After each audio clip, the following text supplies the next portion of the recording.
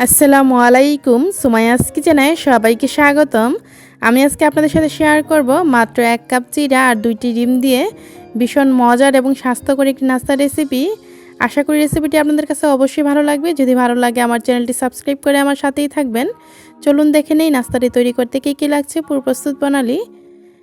এখানে আমি 1 কাপ চিড়া নিয়েছি, আর এই চিড়াটা কিন্তু ভিজানোর পর ফুলে আরও অনেক বেশি হবে। তো 1 কাপ চিড়া নিলেই হবে 2টা ডিমের সাথে।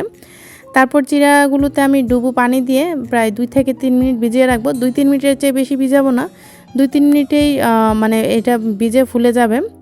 এর চেয়ে বেশি সময় ধরে ভিজালে কিন্তু বেশি নরম হয়ে যাবে। তো 2-3 মিনিট পর তারপর ভালো করে ধুয়ে পানিটা জড়িয়ে নিব। 3 থেকে 4 বার ভালো করে ধুয়ে নিতে হবে। তারপর পানিটা জড়িয়ে নিয়েছি আমি এরকম একটা স্ট্রেনারে। আর এই যে দেখুন এখন কিন্তু জড়জড়ে হয়ে গিয়েছে। তো অবশ্যই চিড়াগুলোতে যদি দান থাকে এগুলো বেছে ফেলে দিতে হবে, তারপর ধুয়ে নিতে হবে।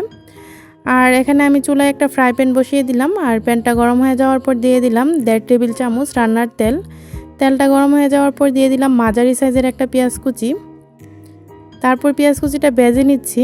এই পেঁয়াজ কুচিটা আমি ভাজবো হালকা ব্রাউন কালার হওয়া পর্যন্ত।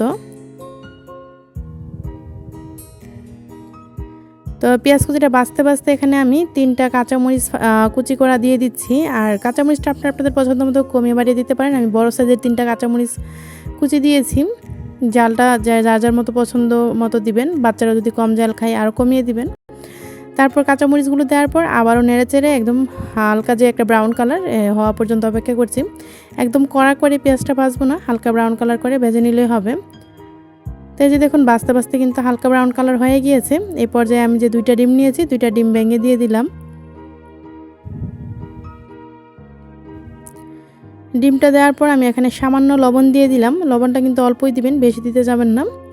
তারপর আমি এখানে ভালো করে ডিমটা ভেঙে এরকম করে নেড়েচেড়ে নিচ্ছি। আর সুন্দর কালারের জন্য এখানে 1 চিমটি হলুদ গুঁড়া দিয়ে দিলাম। হলুদ গুঁড়াটা কিন্তু আমি বেশি দিইনি, শুধু 1 চিমটি দিয়েছি। তারপর আবারও নেড়েচেড়ে ডিমটা একটু ভেজে নিচ্ছি শক্ত না হওয়া পর্যন্ত।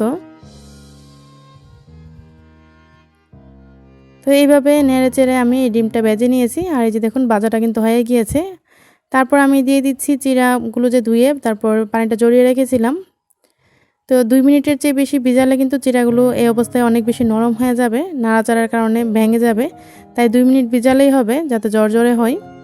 তারপর ভালো করে পানিটা কিন্তু অবশ্যই ছেঁকে নিতে হবে। তারপর আমি কিন্তু এখানে এই চিড়াগুলো দেওয়ার পর অনবরত নেড়েচেড়ে ভেজে নিচ্ছি। আর এখানে আমি কিছু কিশমিশ দিয়ে দিয়েছি, আপনারা চাইলে বাদামও অ্যাড করতে পারেন।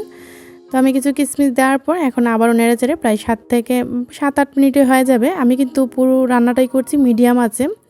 আমি কিন্তু ফুল আঁচে রান্নাটা করছি না, মিডিয়াম আঁচে করছি। মিডিয়াম আঁচে রেখে এখন আমি প্রায় 7 থেকে 8 মিনিট এই চিড়াটা ভেজে নিচ্ছি সব কিছুর সাথে। আপনারা চাইলে একটু চিনিও দিতে পারেন, চিনিটা দিলে কিন্তু স্বাদ অনেক ভালো হয়। তবে আমি আজকে চিনি দিচ্ছি না। আর আপনারা অবশ্যই 1 চা চামচ চিনি দিয়ে দিবেন, কারণ চিনিটা দিলে খেতে বেশি ভালো লাগে, বাচ্চারাও খেতে পছন্দ করে। তো আমি আজকে একটু জাল জালি রাখছি, চিনিটা দেই নেই। তো এখন আমি এভাবে নেড়েচেড়ে বাজিটা কিন্তু হয়ে গিয়েছে 7-8 মিনিটেই। চুলাটা বন্ধ করে দিয়েছি। এই যে দেখুন ঠিক এরকম হবে জর্জরে। তো এখন আমি চুলা থেকে একটা ডিশে বেড়ে নিয়েছি। আর নিশ্চয়ই দেখেই বুঝতে পারছেন কতটা সুন্দর হয়েছে। দেখতে যতটা সুন্দর হয়েছে খেতেও কিন্তু ততটাই মজার হয়েছে। আর এই নাস্তাটি কিন্তু একদম স্বাস্থ্যকর, খুব অল্প সময়ে এই নাস্তাটি তৈরি করা যায়। আপনারা চাইলে আপনাদের বাচ্চাদের টিফিনও দিতে পারেন, আবার বিকেলের নাস্তায়ও খেতে পারেন, সকাল বিকেলের নাস্তায় তৈরি করতে পারেন। আশা করি আপনাদের কাছে এই নাস্তার রেসিপিটি অবশ্যই ভালো লেগেছে। রেসিপিটি অবশ্যই আপনারা যারা ট্রাই করেছেন তারা তো জানেনই কতটা মজার হয়, আর যারা এখনও ট্রাই করেননি অবশ্যই বাসায় তৈরি করবেন। আশা করি আপনাদের কাছে অবশ্যই ভালো লাগবে। রেসিপিটি ভালো লাগলে একটা লাইক দিবেন, আর কোনো প্রশ্ন থাকলে কমেন্ট করবেন, আমি অবশ্যই উত্তর দেওয়ার চেষ্টা করব।